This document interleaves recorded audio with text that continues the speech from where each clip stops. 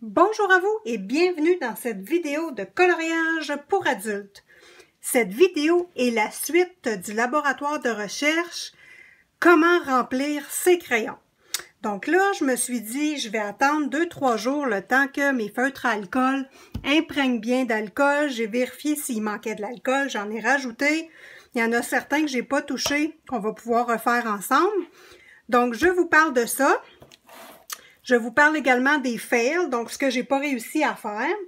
Et pour débuter, je veux vous montrer les papiers avec lesquels je fais tous mes laboratoires de recherche et mes tests de crayon. Donc, je prends des papiers tout simples qui est disponible dans les blocs à croquis. Donc, ça, c'est un exemple. Celui-ci est un autre exemple. Donc, du papier, lui, il est texturé un peu. Donc, vous voyez, je travaille sur les démos que je veux vous faire. Un watercolor pad, donc un bloc pour papier aquarelle, épais, texturé. Ensuite, j'ai un bloc pour marqueur, donc, et couleur à l'eau. Donc, ça, c'est du papier mince type Amazon. Ensuite, j'ai des cartons noirs. Donc, ça, c'est le bloc carton noir que j'utilise, donc un papier de qualité pour celui-ci.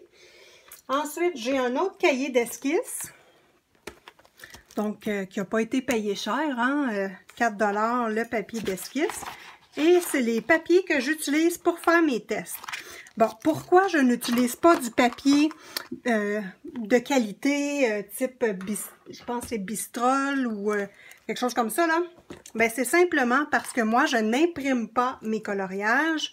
Je préfère travailler dans mes livres et le plus possible me simplifier la vie. Donc, c'est pour ça. Et les crayons que j'utilise, moi, je veux qu'ils fonctionnent sur n'importe quel papier. Si j'ai un crayon qui est difficile et qui n'a pas le goût de travailler dans mes livres à coloriage, ben, il restera chez eux. Moi, je ne veux pas l'avoir chez nous. Donc, si j'en pogne dans ma collection qui ne sont pas capables de travailler sur ces papiers-là, clairement, je ne vous les conseillerais pas personnellement. Donc, ceci étant dit, je vais faire un petit coucou à ma copine Fripouille qui a bien ri et qui m'a fait bien rire dans son commentaire quand je parlais des pastels à l'huile aquarellables. Donc, quand j'ai dit c'est comme du bonbon, je voulais dire que c'est comme des friandises. Voilà! Donc, je les adore tellement que c'est comme des friandises pour les enfants. Et c'est ce que je voulais dire. Voilà! Maintenant, nous débutons tout de suite l'examen du travail que nous avons fait ensemble sur les feutres à alcool. Donc, voici mes réussites, voici mes fails. On étudie ça ensemble tout de suite. Donc, première réussite, hein, recharger mon surligneur Casemate d'alcool. Et là, ça se peut qu'il soit trop plein d'alcool. J'ai eu un petit peu de difficulté avec ce crayon-là et mon Stabilo Boss parce qu'il ne voulait pas se recharger comme il faut. Et regardez bien, j'ai été obligée de vider légèrement l'encre pour pas qu'il fasse de dégâts. Donc, on regarde ça tout de suite ensemble. Ah, il est parfait. Il ne dégoûte pas. C'est bien. Et vous voyez, il fonctionne très bien. J'ai rajouté... Oh, très bien, mais il semble manquer de couleur un peu, par exemple. Donc, lui, il faudrait que je rajoute de la couleur dedans avec de l'alcool parce que je l'ai déjà utilisé plein d'alcool. Donc, l'encre, elle est moins disponible dedans. OK. Ensuite, Stabilo Boss. Regardez-moi ça, le beau crayon. Lui, il était neuf. Donc, c'est pour ça que j'ai eu moins de difficulté avec. Et l'idéal, je vais vous avouer, pour pas trop se compliquer les nouilles ou la vie, on tire sur le tampon applicateur, on remplit d'alcool tout simplement. C'est vraiment la façon la plus simple et rapide. On replace bien la mine et on a entendu, ça l'a cliqué. Donc ça, au lieu de prendre la pipette et y aller sur la mine et délaver la mine, finalement, je reviens sur ma position. C'est plus simple d'enlever la mine délicatement. On ne presse pas pour la briser, mais c'est ce qui va le mieux. Et regardez-moi le beau résultat pour le feutre à alcool. Donc, lui, il était neuf. Lui, quand il était neuf, il allait très bien. Là, il faudrait que je remette de la couleur et je retravaille pour le bien l'amorcer. Mais c'est ça, on voit qu'il y a encore un petit peu de difficulté, celui-ci. On va regarder les autres voir. Peut-être que je vais avoir de la difficulté également, peut-être pas. Donc ici, le petit bleu que nous avons rempli. Donc ça va très bien. Et ici, est-ce qu'il faut que je rajoute de l'alcool? Il va très très bien. Et il est comme un œuf. Encore là, je vous conseille finalement de retirer, vous appuyez ici et vous tirez tout simplement, délicatement. Vous mettez votre alcool, comme ça l'encre ne se délave pas et c'est beaucoup plus rapide. Et voilà. Et dans les feutres à alcool, je vous conseille vraiment d'acheter le plus de couleurs possible selon votre budget. Donc moi, c'est ce que je vous conseille. Ensuite, celui-ci. Donc, il est redevenu comme neuf. Et lui ne fonctionnait pas du tout. Je vous mets d'ailleurs dans l'écran l'image des premiers tests que j'avais fait avec ce crayon-là. Et on voit que lui ne fonctionnait plus du tout, du tout. Celui-ci, c'est le numéro 70. C'est une couleur qui sèche rapidement puis qui est comme difficile à travailler. On va voir si j'ai bien réussi à l'amorcer. Donc, vous voyez, il est comme neuf. Donc voilà, peut-être rajouter encore un peu d'alcool dedans. Non, il n'est pas pire. Oui, peut-être rajouter un peu d'alcool dedans. On sent ici qu'il y a une petite sécheresse. Donc lui, je vais rajouter un petit peu d'alcool. Je le mets de côté. Celui-ci, c'est celui qu'on a fait le test avec l'encre à bingo brillante qui faisait des petits motons. Donc on va voir si ça a fonctionné ou pas. Ça a très bien fonctionné, donc très contente. Et cette mine-là ici est plus sec. Il faudrait que je rajoute de l'alcool par ce côté-ci pour que le tube en ait partout. Donc lui aussi, je le mets de côté. Donc ces deux couleurs-là, à remettre de l'alcool dedans, il n'est pas tout à fait prêt. Ensuite de ça, nous avons les petits crayons comme ceci. Et là, j'avais ce crayon-là, Faber-Castell, la mine 1.5. C'est un Pitt Artist Pen Bullet Nib. Bon, il est flambant neuf. Je ne l'ai jamais utilisé et j'ai jamais réussi à l'utiliser. Donc, quand on a fait nos tests, moi, j'avais renfoncé la mine à force d'essayer de le travailler. Et là, j'ai enlevé la mine et j'ai débattu le crayon comme on avait vu avec les grosses pinces. On pince ici et on tourne en tirant, donc en utilisant de l'huile de coude, hein, donc beaucoup de force. J'ai réussi à le faire fonctionner, mais ça fonctionne tellement pas bien ce crayon-là. Là, je ne sais pas s'il faut que je le brasse. C'est vraiment comme un crayon ordinaire. Il y a vraiment un tampon d'encre à l'intérieur. Donc, je vous le montre, là. C'est vraiment de la merde. Moi, là, pour un Faber-Castell, je ne sais pas c'est quoi l'utilité de ce crayon-là, mais c'est de la merde totale. Je vous le remonte. Et on sac ça à la poubelle, ça vaut pas la peine. Franchement, là, c'est très décevant. Ensuite de ça, mon signaux blanc que j'ai réussi à réamorcer. Donc, on regarde ensemble. Ce crayon-là est parfait. Donc, l'astuce que je peux vous donner, c'est n'attendez pas que votre crayon soit totalement sec avant de le remplir ou de le mettre de côté pour le remplir éventuellement. Parce que quand il est totalement sec, c'est plus difficile à réamorcer. Je pense. Je ne suis pas certaine. C'est des tests qu'on fait ici. Puis là, j'ai plus de crayon vide pour refaire des tests, donc c'est embêtant. Mon STA08, vous allez voir, je vous mets les liens dans la description de la vidéo. Je suis partenaire Amazon Canada et Amazon France, donc vous pourrez faire vos achats via ces liens-là. Vous voyez, il est revenu comme neuf celui-ci et il était vide. Donc ça, parfait.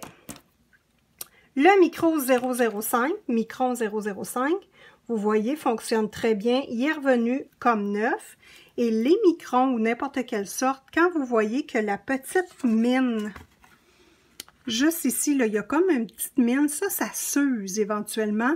Donc, à un moment donné, le crayon vient plus bon parce que vous n'avez plus de surface ici pour écrire. Donc, ça, c'est à surveiller. je me suis aperçue de ça. Donc ça, ce sont les réussites. Maintenant, on passe au fail. Donc, on va vérifier, voir si avec les 2 jours, ils ont réussi à se réamorcer, mais je ne pense pas. Donc, lui, lui, c'est le Micron 01. Bon, là, il a réussi à partir. Mais décidément, il n'écrit pas.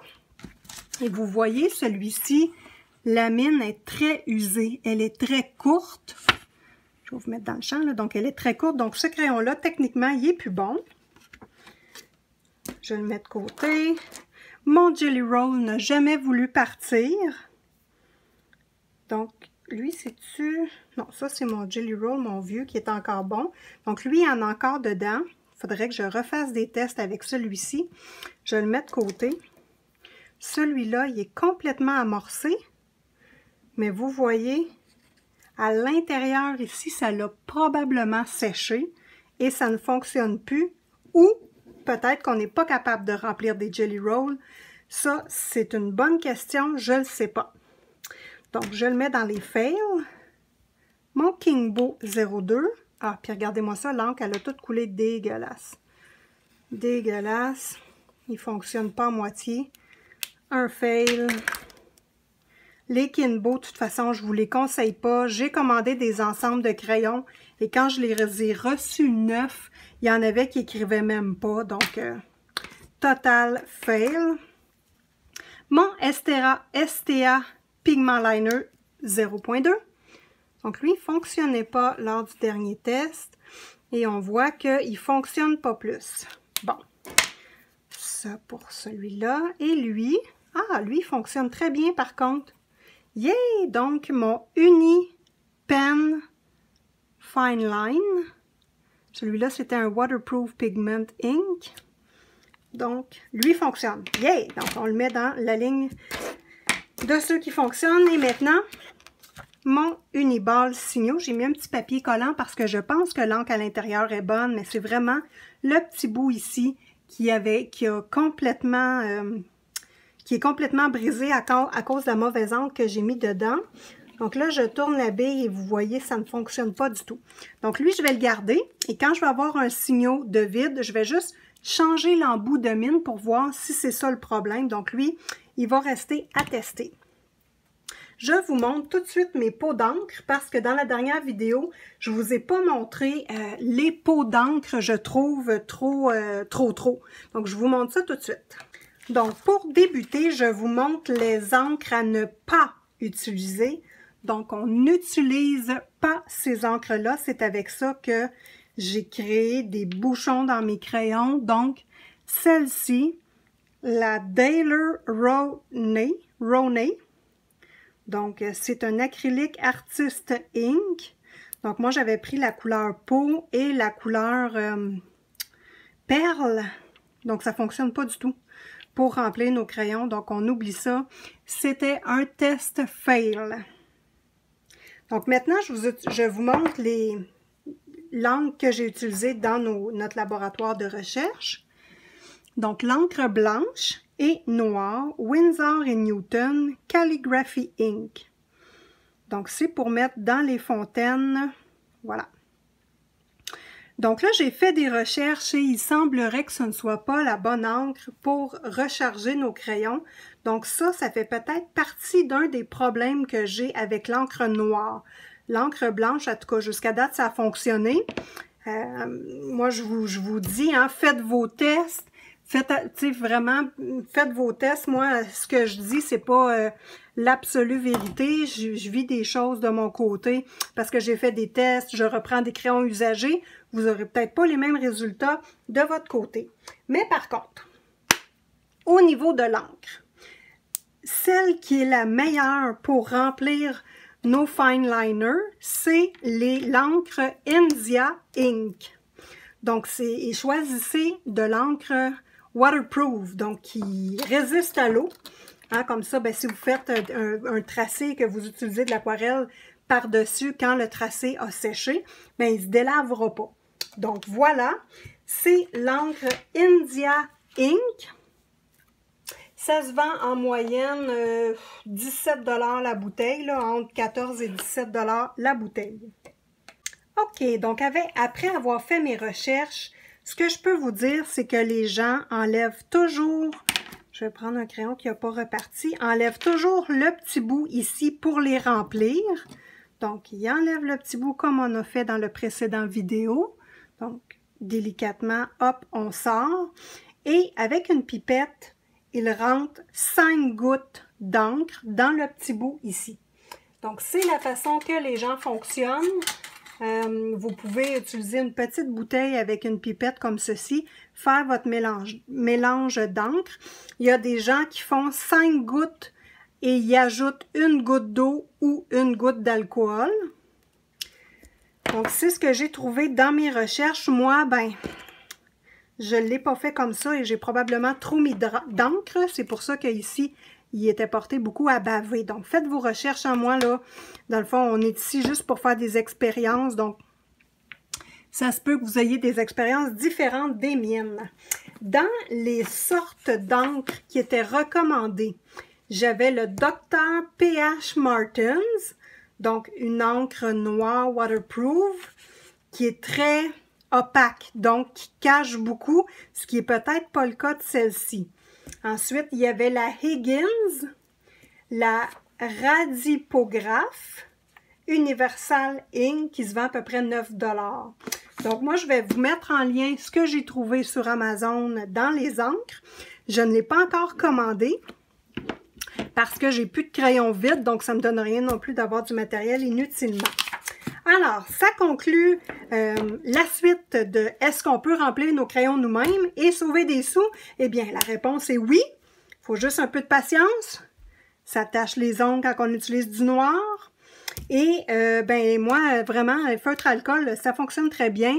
Stabilo Boss ou autre marqueur, faites-vous vous-même vos feutres alcool si vous n'en avez pas et que vous voulez l'essayer. Et si vous aimez ces couleurs-là dans ces crayons-là, ben crème, faites comme j'ai fait, ça va très bien. Ça ne veut pas dire que le crayon va pouvoir être utilisé 4-5 fois. Lui, il a été utilisé une fois rempli d'encre. Et maintenant, ben là, il faut que je remette de la couleur mêlée à l'alcool pour bien le repartir.